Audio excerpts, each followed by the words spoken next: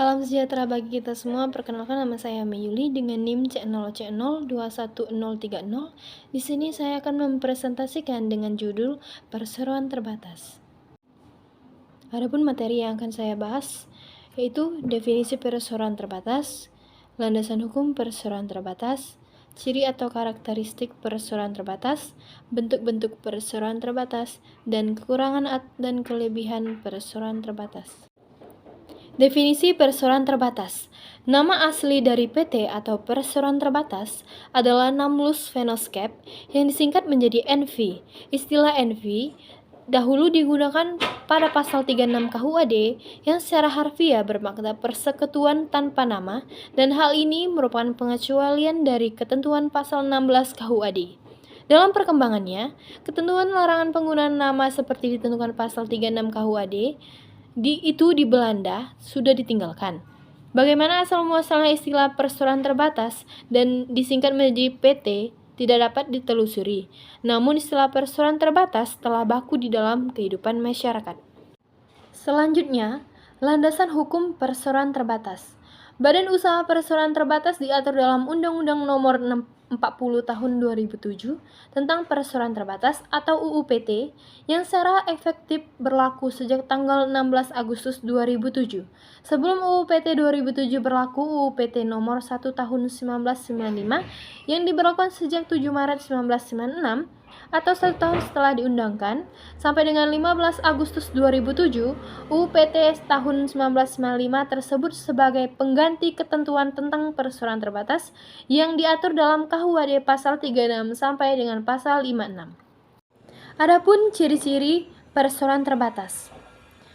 Pertama, tujuan pendirian PT adalah untuk mendapatkan keuntungan. Kedua, perseroan terbatas mempunyai fungsi komersial dan fungsi ekonomi. Ketiga, negara tidak memfasilitasi perseroan terbatas. Keempat, seluruh modalnya atau terutama modal dasar terbagi dalam saham. Kelima, rapat umum pemegang saham atau RUPS dijalankan untuk menentukan kekuasaan tertinggi perusahaan. Keenam, direksi merupakan pimpinan utamanya. Ketujuh, pemegang saham bertanggung jawab atas perusahaan sebanyak modal saham yang mereka tanamkan. Dan yang ke-8, keuntungan akan pemegang saham diterima dalam bentuk dividen. Bentuk-bentuk perseroan terbatas. Pertama, PT tertutup. Perseroan terbatas tertutup adalah jenis yang tidak melakukan kegiatan jual beli sahamnya untuk masyarakat luas. Biasanya, modal mereka dapatkan dari kalangan tertentu saja yang sudah mengenal satu sama lain.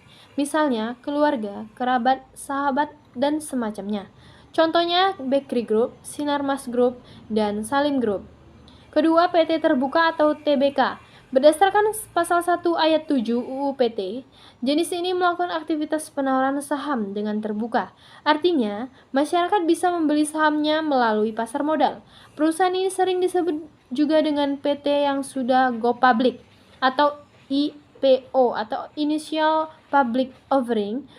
Contohnya, Bank Sentral Asia dan Telkom. 3. PT Publik.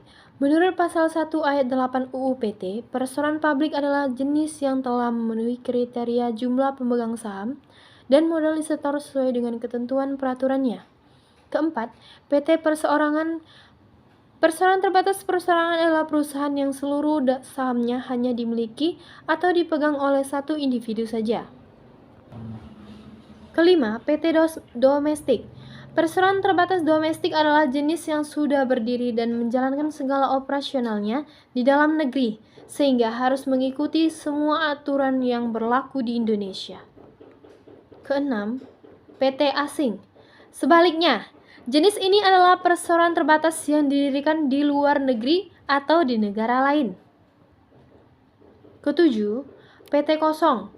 Perseroan terbatas kosong adalah perusahaan yang sudah mengantongi izin usaha dan izin lainnya, tapi belum mempunyai kegiatan yang dilaksanakan untuk kelangsungan perusahaan. Contoh dari jenis ini adalah Asian Biscuit, Adam Air, dan Saham Kupang atau Semen Kupang.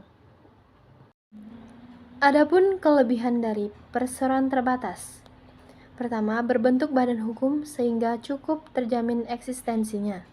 Kedua, pemilik saham hanya bertanggung jawab atas modal yang mereka tanamkan. Ketiga, mudah mendapatkan sumber dana, baru sehingga memudahkan juga untuk melakukan ekspansi. Dan yang keempat, perpindahan saham dari pemilik lama ke baru bisa Anda lakukan dengan mudah. Kekurangan, pertama, membutuhkan dana yang lumayan besar untuk mendirikannya. Kedua, proses pendiriannya yang cukup rumit. Ketiga, ketergantungan pada pemegang, saham, dan modal yang mereka tanam. Keempat, tak jarang terjadi transparansi yang buruk, terutama yang berkaitan dengan profit. Dan yang kelima, tanggungan pajak yang cenderung tinggi. Sekian pemaparan materi presentasi saya. Terima kasih.